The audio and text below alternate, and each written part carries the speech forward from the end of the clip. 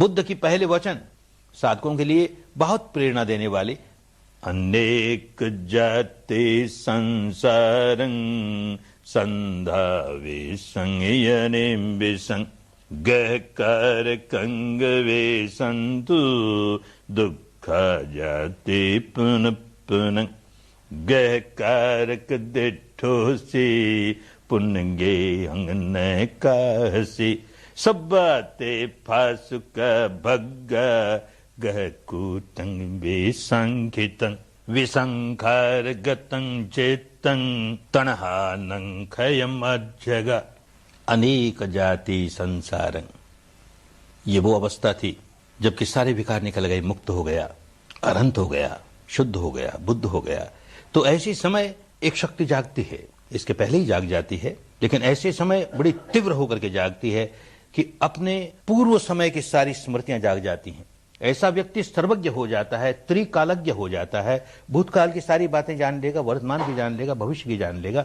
तो पुब्बे निवासानुसति, पूर्व जन्म में क्या हुआ उसका देखता है। सामान्य व्यक्ति को भी ये ज्ञान जागता है, ये जागती है मेहनत कोई किसी तरह की साधना करने से, तो 1 जन्म की, 10 जन्म की, 100 जन्म की, 1000 जन्म की, इस अवस्था पर पहुंचे हुए को अनंत जन्मों की, गिनती नहीं इतने जन्मों की। तो कहता अनेक जाति, गिनती नहीं, अनेक जाति संसारं, इस संसार में कैसा संसरण करता रहा, अनेक जन्मों में बार बार जन्म लेता रहा, संधा विसंग अनिविसंग, संधावन करते रहा, दौड़ लगाते रहा।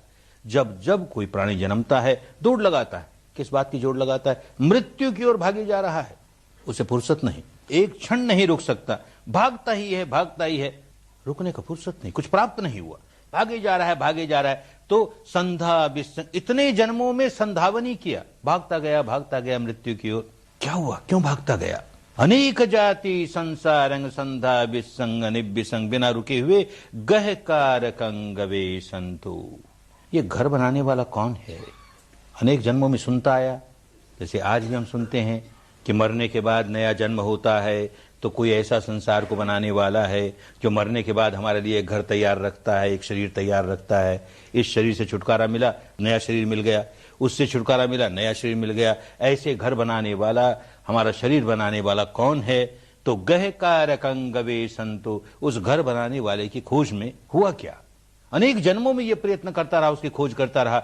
दुख जाति पुनः पुनः, बार बार दुख में पड़ता रहा। इस लोक में जन्मा कि उस लोक में जन्मा, कि स्वर्ग में जन्मा कि ब्रह्मलोक में जन्मा, कि स्वरूप ब्रह्मलोक की अरूप ब्रह्मलोक, जहां जन्मा फिर दुख ही आया, बार बार दुख में पड़ता चला गया।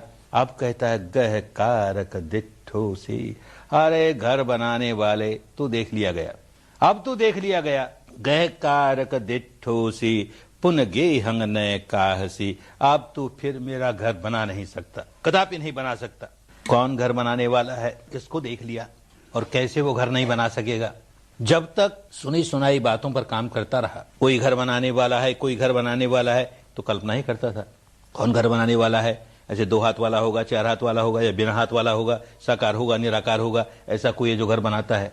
अब तो देख रहा है ना, देखते बात समझ में आ गई, अरे कौन घर बनाने वाला है? मेरी अपनी अविद्या ही घर बनाने वाली है, मेरे अपने विकार ही घर बनाने वाले हैं। जब जब राग द्वेष पैदा करता हूं, अपने लिए नया घर तैयार करता हूं। देख लिया उसे, उस धर्म को देख लिया, उस कुदरत के कानून को देख लिया, उस सत्य को देख लिया।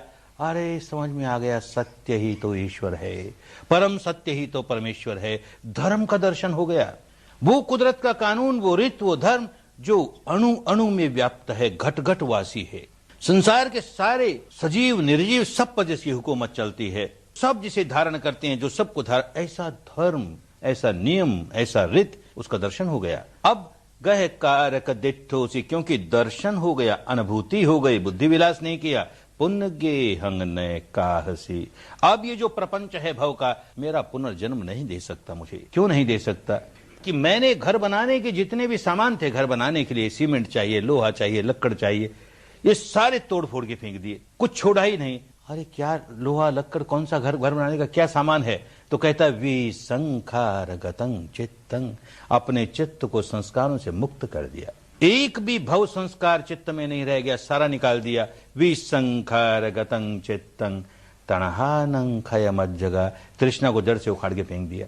पुराने भव संस्कार जो लिए चल रहा था वो एक एक करके इस साधना द्वारा सब निकाल दिए। तो पुराना कोई भव संस्कार नया जन्म दे नहीं सकता, क्योंकि वो सब निकाल दिए। और नई तृष्णा जगाऊंगा तो उस तृष्णा से फिर भव संस्कार बनेगा। नई तृष्णा बनाने का सारा स्वभाव ही नष्ट कर दिया, तो नया बनेगा नहीं, पुराना रहा नहीं। क्षीणंग पुराणंग नवंग नत्थि संभवंग, पुराना सारा क्षीण कर दिया, क्षय कर दिया, और नया बने नहीं, तो मुक्त अवस्था प्राप्त हो गई।